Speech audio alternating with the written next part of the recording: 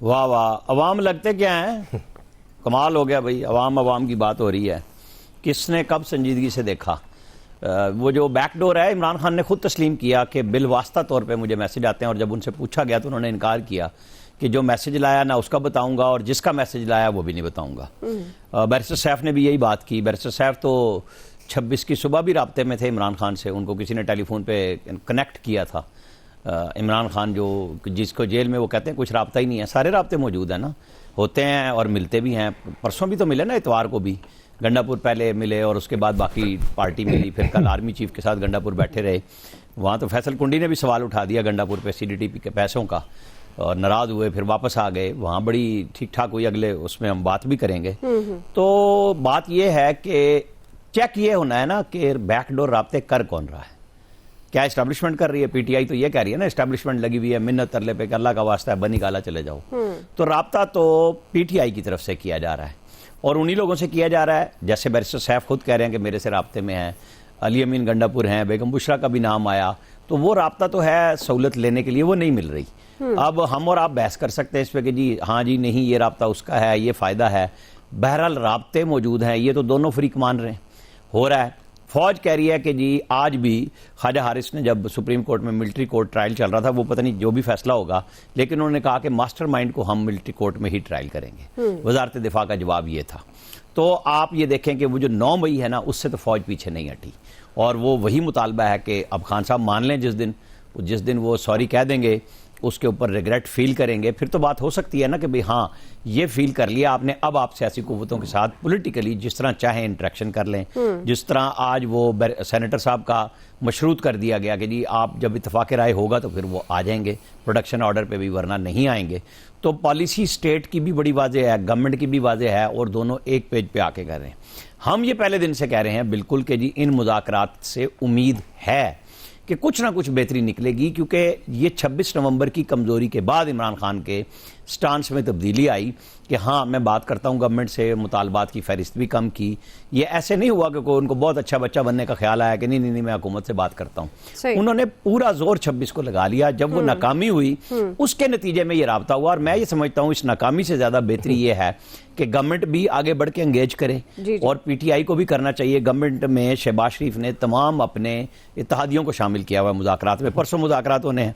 اب سینکڑوں لاشوں سے جو سفر 26 نومبر کو شروع کیا تھا، وہ 46 گمشدہ افراد کی لسٹ تک آیا ہے. اب جب وہ لسٹ اگر ملتی ہے، TOR ملتے ہیں، تو ظاہر ہے کہ یہ پرائم منسٹر کے پاس جائیں گے، آ کے اگلی میٹنگ میں جواب دینا ہے، جس کی انہوں نے ڈیڈ لائن 31 جنوری رکھی ہے. تو میرے خیال میں رابطے اور واسطے دونوں رہنے چاہیے، اور پولیٹیکل حل کی طرف بڑھنا چاہیے. یہی پاکستان کے لیے بہتر ہے.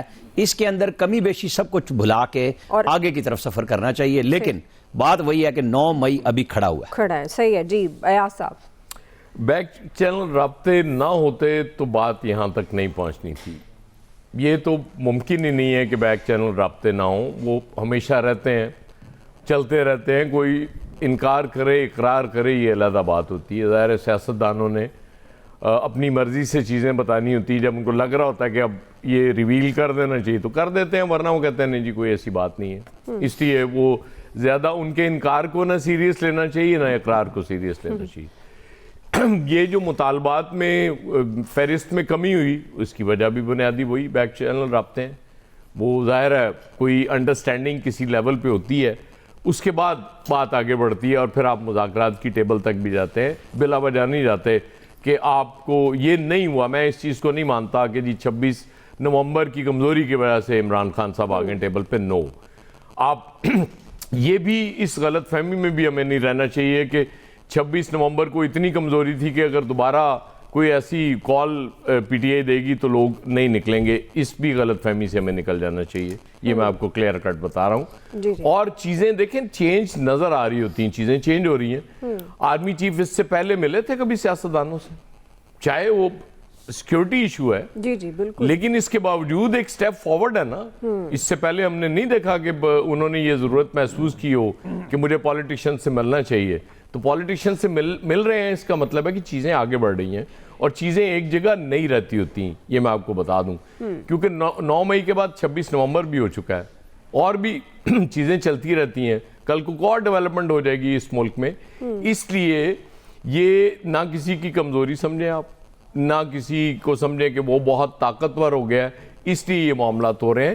اس کو اس تناظر میں لیں کہ یہ جو مذاکرات کا آغاز ہوا ہے یہ اس ملک کے لیے ہوا ہے تاکہ چیزیں بہتر ہوں، پولیٹیکل سٹیبلٹی آئے اس ملک میں، کیونکہ اکنامک سٹیبلٹی نہیں آ سکتی پولیٹیکل سٹیبلٹی کے بغیر. اور پھر انٹرنیشنل لیول پہ جو چیزیں چینج ہو رہی ہیں، وہ آپ نے اگلا سوال بھی رکھا ہوا ہے افغانستان اور انڈیا کے حوالے سے، وہ نظر انداز کیسے کر سکتے ہیں ہم؟ میں پہلے دن سے کہہ رہا ہوں دعا کہ ہم آئسولیشن میں نہیں رہ سکتے. ہم نے اسی دنیا کے معاشرے میں رہنا نا، ہم نے لوگوں سے تعلقات بنا کے بھی رکھنے ہیں. دوستیاں تو خیر دوستی کا دور گزر چکا، اب دوستی اور دشمنی نہیں ہوتی، اب تعلقات ہوتے ہیں اور وہ مفادات پہ مبنی ہوتے ہیں. جس ملک کے ساتھ جتنا زیادہ آپ کا مفاد ہوتا ہے اتنے زیادہ آپ کے تعلقات اس سے ہوتے ہیں. تو اس لیے یہ چیزیں ہمیں بڑی خوشائند بات ہے کہ ہماری پولیٹیکل ایلیٹ نے، ہماری اسٹیبلشمنٹ نے یہ اس چیز کو سمجھا ہے کہ ہمیں چونکہ دنیا میں جو تبدیلیاں آ رہی ہیں اس کی پیش بندی کرنا شروع کر دی. میں تو بہت ہوپفل ہوں اس ساری سچویشن میں کہ چیزیں بہتری کی طرف جا رہی ہیں اور انشاءاللہ بہتری کی طرف ہی جائیں گی. باقی یہ سیاستدان ایک دوسرے کو کیا کہتے ہیں، وہ کیا الزامات لگاتے ہیں، ان کو آپ زیادہ سیریس نہ لیا کریں. صحیح ہے جی. فیصل صاحب، دیکھیں بات یہ ہے کہ یہ نظر بھی آ رہا ہے اور یہ محسوس بھی ہو رہا ہے کہ بیک ڈور جو ہے رابطے ہو رہے ہیں. اب یہ تشویش کی بات تو یہ نون لیگ کے لیے ہے، اگر واقعی ان کو اس بات کو ان کی نظر میں اہمیت ہے. جب وہ بیک ڈور رابطوں کی بات کرتے ہیں تو اس کا مطلب یہ ہے کہ مائنس مسلم لیگ بات ہو رہی ہے. مسلم لیگ اس بیک ڈور ڈپلومیسی کا یا بیک ڈور مذاکرات کا ایک حصہ نہیں ہے. یہ تو سب سے زیادہ اگر کوئی تشویش کی بات ہونی چاہیے تو وہ نون لیگ کے لیے ہونی چاہیے کہ بھائی وہاں کیا چیزیں طے ہو رہی ہیں. یہی بات جو ہے آج خواجہ آصف نے ڈھکے چھپے لفظوں میں کہی ہے کہ آخر سائیڈ لائن میں کیا ہو رہا ہے، ہمیں بتایا جائے. یہ سائیڈ لائن کیا ہے؟ یہ تو سائیڈ لائن ہے جس کی وہ بات کر رہے ہیں. ایشو یہ ہے کہ عمران خان ڈر گئے، اسٹیبلشمنٹ جو ہے وہ جھک گئی، یا اسٹیبلشمنٹ کا پلہ جو ہے اور مزید بھاری ہو گیا، یا عمران خان جو ہے وہ مزید حاوی آ گئے.